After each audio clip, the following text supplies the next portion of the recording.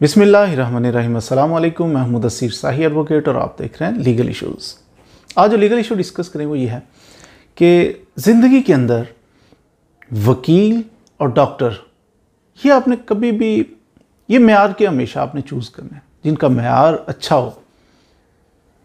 अच्छा वकील साहब, हम इस डर से बाज़ दफ़ा वकील साहब या डॉक्टर साहब उनकी सर्विसेज नहीं लेते कि पैसे लग जाएंगे, पैसे का ज़िया हो रहा है।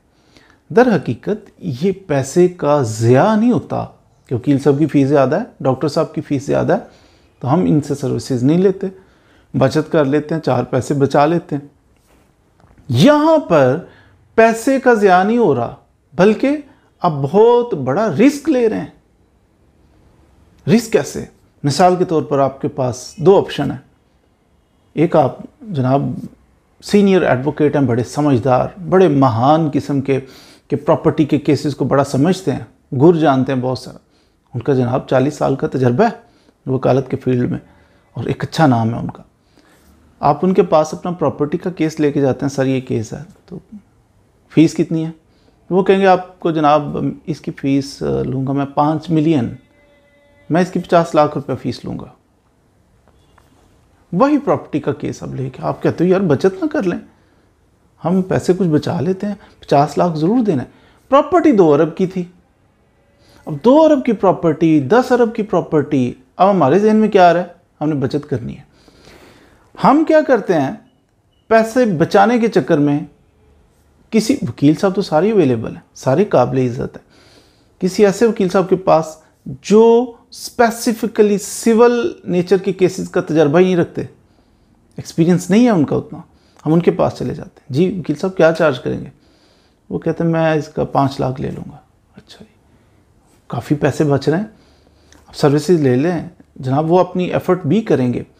याद रखिए कि कोई शख्स, वो वकील साहब जो आपने पैसे बचा के जिनकी सर्विसेज ली, वो गलत आदमी नहीं है, हैं वो भी अच्छे, सिंसियर हैं, वो दयानतदार हैं, एफ़र्ट भी कर रहे हैं, लेकिन एफ़र्ट उतनी कर सकते हैं ना जितनी उनकी कैपेसिटी है।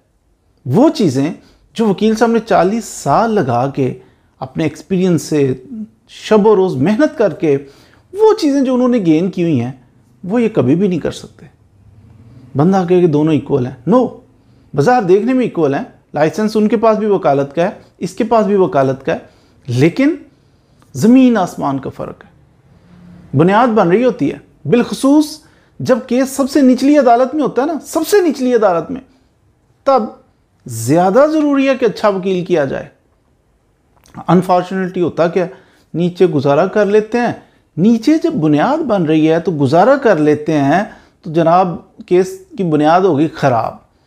जैसे ही ऊपर आते हैं, हाई कोर्ट में आ गए, सुप्रीम कोर्ट में आ गए, बड़े से बड़ा वकील ढूंढने के चक्कर में होते हैं, यार बस अब तो केस एंड पे है, आखिरी चांस है, फिर हम ढूंढते हैं बड़े से बड़ा वकील, ज़्यादा लाखों रुपया दे रहे हैं। लेकिन याद रखिए कि बुनियाद ज़्यादा अहम होती है।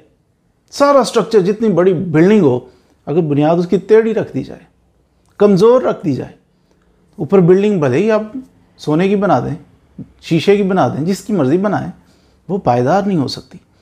इसलिए सबसे ज़्यादा ज़रूरी, सारी अदालतें अहम हैं, लेकिन बुनियाद जहाँ पे ट्रायल, जहाँ पे केस आगाज़ होता है केस का, वहाँ पे सबसे ज़्यादा ज़रूरी है कि वहाँ पे बुनियाद बनती है केस की। माना कि आपको रिलीफ नहीं मिला निचली अदालत में, लेकिन अगर वकील साहब अच्छे हुए तो वो केस की बुनियाद बना देंगे, इतना अच्छा केस बना देंगे कि पॉसिबिलिटी होगी कि अगली अदालत में आपको कुछ पॉइंट्स ऐसे बन चुके हों कि जो आपको रिलीफ दे दें।